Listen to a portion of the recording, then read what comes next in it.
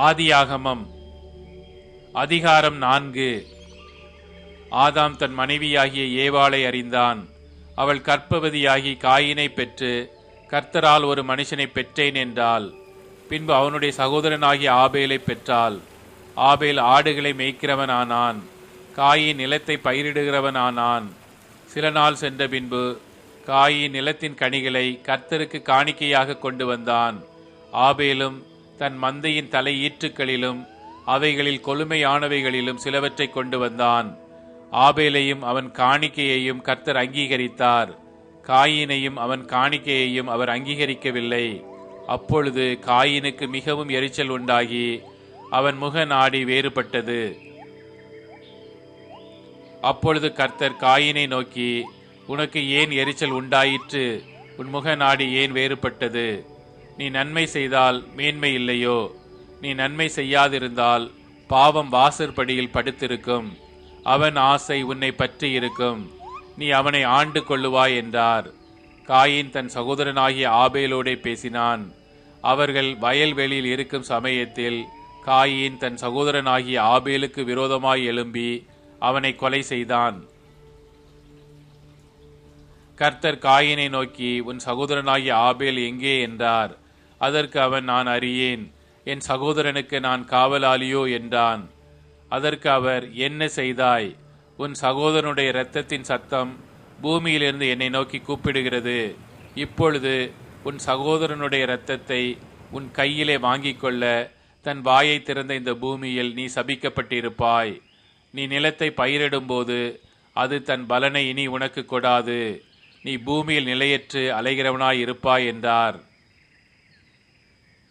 அப்பொழுது காயின் கர்த்தரை நோக்கி, எனக்கு இட்ட தண்டனை என்னால் சகிக்க முடியாது. இன்று என்னை இந்த தேசத்திலிருந்து துரத்தி விடுகிறீர்.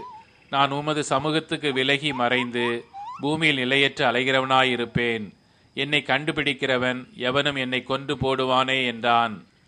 அப்பொழுது கர்த்தர் அவனை நோக்கி, காயினை கொல்லுகிற எவன் மேலும் 7 பழி சுமரும் என்று சொல்லி, காயினை கண்டுபிடிக்கிறவன் எவனும் அவனை கொன்று போடாதபடிக்கு கர்த்தர் அவன் மேல் ஒரு அடையாளத்தை போட்டார்.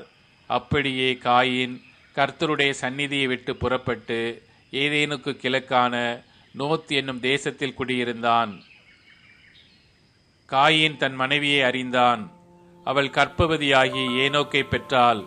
அப்பொழுது அவன் ஒரு பட்டணத்தை கட்டி அந்த பட்டணத்துக்கு தன் குமாரனாகிய ஏனோக்குடைய பெயரை இட்டான். ஏனோக்குக்கு ஈராத் பிறந்தான்.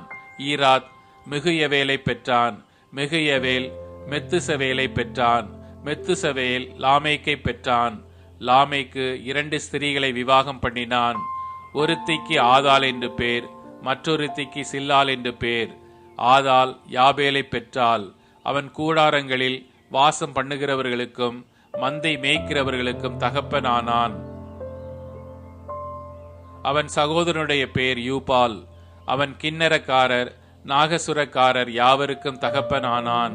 சில்லாலும் தூபால் காயினை பெற்றாள். அவன் பித்தளை இரும்பு முதலியவற்றின் தொழிலாளர் யாவருக்கும் ஆசாரியனானான். தூபால் காயினுடைய சகோதரி நாமாள். லாமேக்கு தன் மனைவிகளை பார்த்து, ஆதாளே சில்லாலே, நான் சொல்வதை கேளுங்கள். லாமேக்கின் மனைவிகளே, என் சத்தத்துக்கு செவி கொடுங்கள். எனக்கு காயமுண்டாக ஒரு மனுஷனை கொன்றேன். எனக்கு தழும்புண்டாக ஒரு வாலிபனை கொலை செய்தேன். காயினுக்காக 7 பழி சுமருமானால் லாமேக்குக்காக 77 பழி சுமரும் என்றான். பின்னும் ஆதாம் தன் மனைவியை அறிந்தான். அவள் ஒரு குமாரனை பெற்று, காயின் கொலை செய்த ஆபேலுக்கு பதிலாக தேவன் எனக்கு வேறொரு புத்திரனை கொடுத்தார் என்று சொல்லி அவனுக்கு சேத் என்று பெயரிட்டாள். சேத்துக்கும் ஒரு குமாரன் பிறந்தான். அவனுக்கு ஏனோஸ் என்று பெயரிட்டான். அப்பொழுது மனுஷர் கர்த்தருடைய நாமத்தை தொழுது கொள்ள ஆரம்பித்தார்கள்.